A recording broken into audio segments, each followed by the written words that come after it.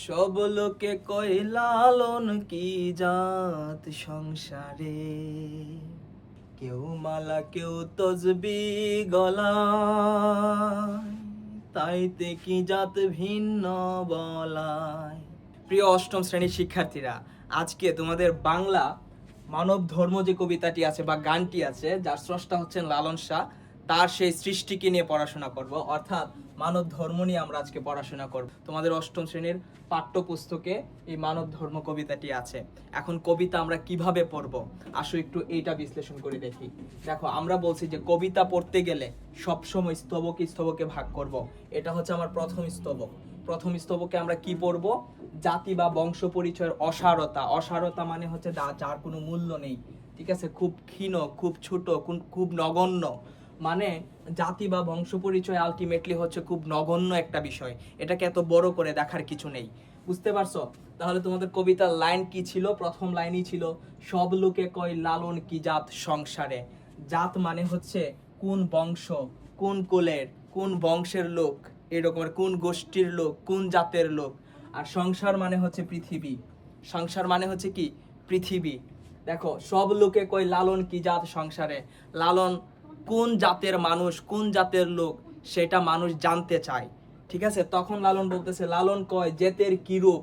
জেতে মানে হচ্ছে জাত, জাতের কি রূপ আছে, কি এরকম রূপ আছে আলাদা করে। আমরা যখন জন্মগ্রহণ করি তখন তো সবাই একভাবেই জন্মগ্রহণ করি, একই ধরনের রূপ নিয়ে আমরা জন্মগ্রহণ করি।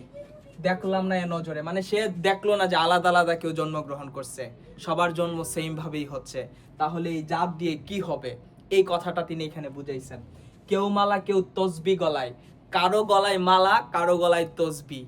কেউ তসবি পড়তেছে, কেউ জপ মালা নিয়ে তসবি পড়তেছে, কেউ জপ মালা নিয়ে কথা বলতেছে, ধর্মের উপাসনা করতেছে। এই কথাটা তিনি বুঝাইছে। কেউ মালা কেউ তসবি গলায়, তাইতে কি জাত ভিন্ন বলায়। এ থেকে কি জাতকে ভিন্ন বলা যায় কিনা, এরকম একটা কোশ্চেন। যাওয়া কিংবা আসার বেলায় জেতের চিহ্ন রই কার রে। তুমি যখন জন্মগ্রহণ করো তখন তুমি কেমন থাকো, তুমি যখন চলে যাও তখন তুমি কেমন হও, এই হচ্ছে বিষয়। এই যে যাওয়া কিংবা আসার বেলায়, এই যে তুমি যাচ্ছ বা আসছো, তোমার জন্ম হচ্ছে, তোমার মৃত্যু হচ্ছে, জেতের চিহ্ন রই কার রে। কোন চিহ্ন নিয়ে তুমি যাও? তোমার শরীরের যেমন রক্ত লাল, অন্য একজন মানুষের শরীরের রক্ত লাল। মানে তার কথা আর কি, মানব ধর্মের প্রতি প্রেম দেখাতে গিয়ে তিনি এই কথাগুলো বলে গিয়েছেন আমাদেরকে। দেখো, এইটার বাবার্থ আছে বা গভীর অর্থ আছে, এই কথাটার গভীর অর্থ আছে। কেমন? মানুষ জন্ম মৃত্যুর সময় কোনো ধর্মীয় বা জাতিগত পরিচয় নিয়ে আসে না, এটাই তো সত্য। এবং চলেও যায় না, মানে যখন মারা যায় তখনও এরকম কোনো কিছু হয় না। তো মালা বা তসবির মতো বাহ্যিক প্রতীকগুলো মানুষের তৈরি কৃত্রিম বিভাজন মাত্র। মানে সে বুঝাইতে চাইতেছে এই যে আমরা মালা পড়ছি, একজন হচ্ছে জপ মালা পড়তেছে, একজন হচ্ছে তসবি পড়তেছে, এগুলো হচ্ছে মানুষের তৈরি। এটা কোনো ঐশ্বরিক সৃষ্টি না, স্রষ্টা থেকে আসে না এটা। স্রষ্টা আমাদেরকে সৃষ্টি করেছেন, আমরা যেভাবে আসছি আমরা চলেও যাচ্ছি, ঠিক আছে, এরকমটা বলতেছে। মাঝখানে যা কিছু আছে জাতপাত, এগুলো হচ্ছে এমনি এমনি ভুয়া জিনিস, এরকমটা উনি বলতে চাচ্ছেন। মালা বা তসবির মতো বাহ্যিক প্রতীকগুলো মানুষের তৈরি কৃত্রিম বিভাজন মাত্র, মানে ভাগ করে রাখে। লালন বুঝাতে চেয়েছেন যে আত্মা বা প্রাণের কোনো দৃশ্যমান জাত নেই। মানে আমাদের যে অন্তর আছে, এই অন্তরের কোনো জাতপাত নেই, কোনো মানে কোনো গোষ্ঠী নেই, কোনো বংশ নেই, এরকমটা বোঝাতে চেয়েছেন। তাই বাহ্যিক লেবাস দিয়ে মানুষকে আলাদা করা যুক্তিহীন। মানে একজন ধরো হচ্ছে টুপি দাড়ি পরে একবারে, মানে যেটাকে বলে তার ধর্মীয় যে গুণাবলী আছে বা তার ধর্মীয় যে বৈশিষ্ট্য আছে সেটা প্রকাশ করলো। আরেকজন তুমি যদি পাশ্চাত্যের চিন্তা করো, পাশ্চাত্যরা হচ্ছে তোমার কাপড় চোপড় না পরেই চলাফেরা করলো। এই ধরনের কথা বলতেছে যে প্রাণের কোনো দৃশ্যমান জাত নেই। এখন ওই মানুষের অন্তরে কি আছে আর আমার অন্তরে কি আছে, মানে জাত পাতের ব্যাপারটা যদি আমরা বলি, দুইজন মানুষের অন্তরে কি আছে সেটা কিন্তু আমরা দেখি না, ঠিক আছে। দেখো, প্রাণের কোনো দৃশ্যমান জাত নেই, তাই বাহ্যিক লেবাস দিয়ে মানুষকে আলাদা করা যুক্তিহীন। বাহ্যিক লেবাস দিয়ে আমরা আলাদা করতে পারবো না, বুঝছো, এরকমটা বুঝাতে চাইছে আর কি। তারপরে হচ্ছে 2 নাম্বার যেই স্তবক আছে, ওইখানে কবি বলছে গর্তে গেলে কূপ জল কয়। মানে গর্তে গেলে কূপ জল বলতে বুঝাইতে চাইতেছে যখন পানি একটা গর্তের মধ্যে পড়ে, পানি যখন একটা গর্তের মধ্যে পড়ে তখন এই জলটাকে বলা হয় কূপ জল, বুঝছো, কূপের ভেতরে আর কি জলটা। কূপ মানে হচ্ছে ছোট্ট একটা গর্ত, এই গর্তের মধ্যে যখন কোনো পানি থাকে তখন সেটাকে আমরা বলি কূপ জল, বুঝতে পারছো, কুয়ার জল আর কি এটাকে বলা হয়। আবার গঙ্গায় গেলে গঙ্গা জল হয়, যখন গঙ্গা নদীতে বা পদ্মা নদীতে জল থাকে তখন আমরা বলি নদীর পানি, নদীর জল। তাহলে জল তো দুইটাই সমান, বুঝতে পারছো? এই জলই যখন কোনো একটা গর্তে যায় তখন আমরা সেটাকে বলি কূপ জল, আর যখন এটা গঙ্গায় বা নদীতে যায় তখন বলি নদীর জল। এরকম মূলে এক জল, কিন্তু আদতে কি একই জল।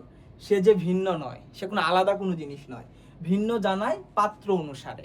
এখন নদীতে গেছে বলে নদীর জল, নদীতে গেছে বলে নদীর জল, ঠিক আছে?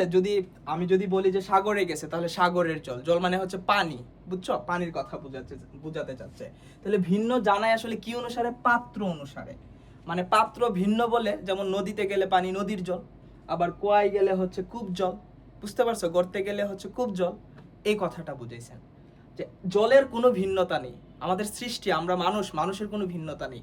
আমরা যখন মুসলিম পরিবারে জন্মগ্রহণ করব তখন আমি মুসলিম, কেউ যখন হিন্দু পরিবারে জন্মগ্রহণ করেছে তখন সে হিন্দু, বুঝতে পেরেছো? এরকম আর কি বিষয়টা। গভীর ভাবার্থ আছে এটার একটা। পানি যেমন যে পাত্রে রাখা হয় সে নাম ধারণ করে, সত্য কথা, কিন্তু তার মূল উপাদানে কোনো পার্থক্য থাকে না, দুইটাই পানি। কূপ জলে থাকলেও পানি, নদীতে থাকলেও পানি, এরকম বোঝাতে চাইছে, থাকে না। তেমনি স্রষ্টা বা মানুষের মূল সত্তা একই। গঙ্গার জল পবিত্র আর কুয়োর জল সাধারণ মনে করাটা কেবল মানুষের মানসিক দৃষ্টিভঙ্গি। স্থান এবং পরিবেশ ভেদে মানুষের পরিচয় ভিন্ন হলেও সবার ভেতরে একই মানবতা প্রবাহমান। এখন নদীর জল আর হচ্ছে কুয়োর জল, দুইটার মধ্যে জলের মধ্যে কোনো পার্থক্য নাই। শুধু কুয়োতে থাকার কারণে বা কূপের মধ্যে থাকার কারণে এটাকে আমরা ছোট মানের জল মনে করি, আর নদীতে থাকার কারণে কিংবা সাগরে থাকার কারণে এটাকে আমরা ভালো মানের জল মনে করি। বিষয়টা হচ্ছে এরকম, বুঝছো? তিনি বুঝাতে চেয়েছেন আর কি যে মানুষের জাতপাত এমন যে মানুষ তো দিন শেষে আমরা তো সবাই মানুষ। একজন ভালো কাপড় চোপড় পরছে, আর একজন হচ্ছে রাস্তায় ঘুমোচ্ছে। এখন যে ভালো কাপড় চোপড় পরছে তার বংশ হচ্ছে একরকম, আর যে হচ্ছে রাস্তায় ঘুমোচ্ছে তার বংশ আরেকরকম। তাকে আমরা ছোট চোখে দেখছি, কিন্তু দুইজনই তো মানুষ। তিনি এই জিনিসটা বোঝাতে চেয়েছেন, বুঝতে পেরেছো? এই তারপরে আসে হচ্ছে মিথ্যে, কৌলীন্য ও অহংকার ত্যাগ। মানে পরের যে স্তবকটা আছে আর কি, স্তবকে কি বলছে দেখো।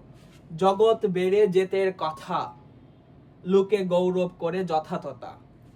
জগৎ বেড়ে যেতের কথা মানে জাত বাতের কথা বলে না, বংশের কথা বলে, গোষ্ঠীর কথা বলে, পাওয়ার দেখায়। হ্যাঁ, আমরা অমুক ধর্মের, আমরা অমুক গোষ্ঠীর, হ্যাঁ আমরা খান বংশের, আমরা চৌধুরী বংশের, এরকমটা বলে না মানুষ, একরকম পরিচয় দিতে চায় না।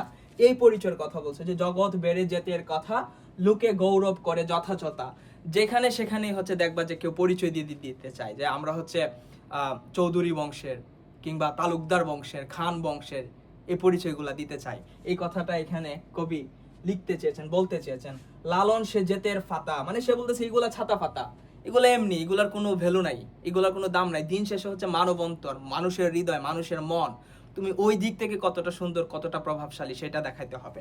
তারপর বলছে বিকিয়েছে সাধ বাজারে, মানে এগুলো হচ্ছে জাত ফাতা, এগুলো এমনিতে সাধ বাজারে জাস্ট বিক্রি করতেছে, ধর্ম বিক্রি করতেছে, ধর্ম বিক্রি করে তারা নিজেদের আখের গুছাচ্ছে, এরকম কথাবার্তা উনি বলে গিয়েছেন, বুঝছো? উনি ধর্ম বিমুখ ছিল আর কি। উনি হচ্ছে মানব ধর্মকে বেশি, সবার উপরে মানুষ সত্য, যেটা হ্যাঁ কালিদাসের যে কথাটা ছিল। তাহলে দেখো গভীর অর্থটা কি এটা।